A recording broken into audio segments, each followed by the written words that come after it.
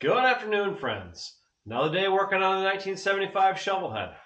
More parts to come off, more parts to put in the pile. Today we're going to be working on the heel toe shifter and the shift linkage and showing you the process of taking that off. When it comes to removing a heel toe shifter, it's pretty easy to do for the most part.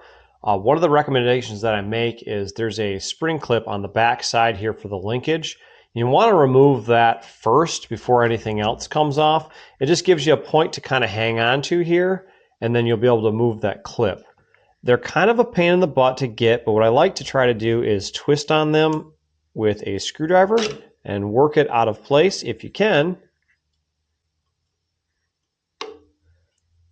There are tools that you can use to remove these, and I have spring ring tools.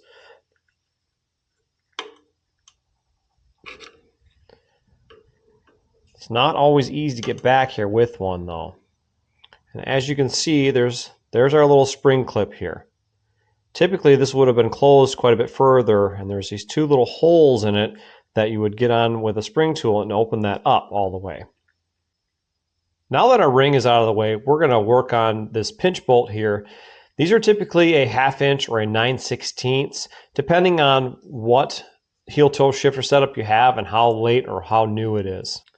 What we're going to do is we're going to support the bottom nut here, and we're going to turn on the top bolt with the wrench. And often these are stuck. These are usually really hard to undo. Thankfully, this one didn't fight too hard.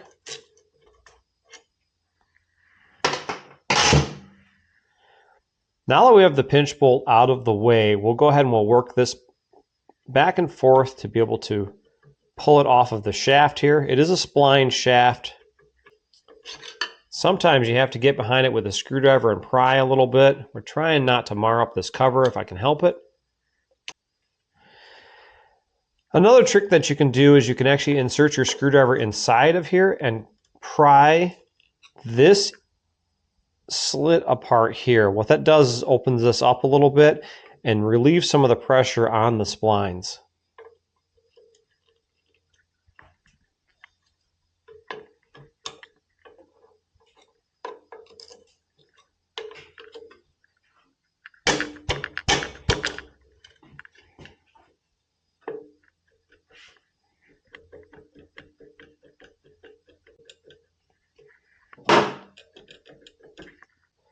Typically, you'll see these things fight you to come off. As you can see, inside of here is rusted pretty heavily.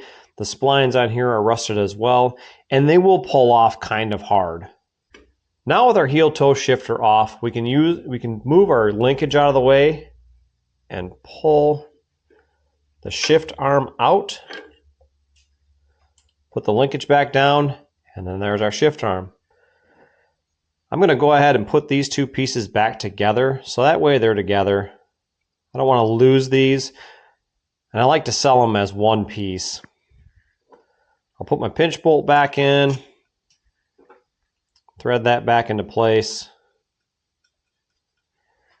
and we've removed the shifter. Now there is a cover on here. This is just a decorative cover. These are usually a Phillips head screw on here, and there's sometimes one in the front as well. This one does not have that.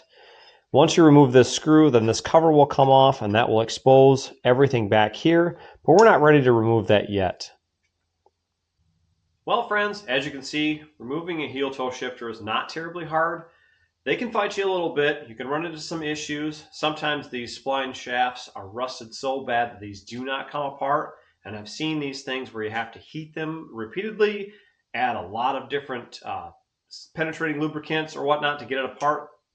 As you can see, the heel portion of the heel toe shifter has been busted off.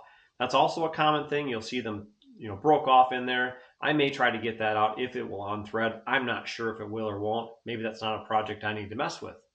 Well, friends, that's it for this video today. Quick and easy one. As always, if you like it, give it a thumbs up. If you have questions or comments, drop it in the comment section below. If you're continuing to enjoy these videos and this series, hit that subscribe button if you have not. That way you can watch the rest of this bike come apart. Well, friends, thanks again. We'll catch you next time.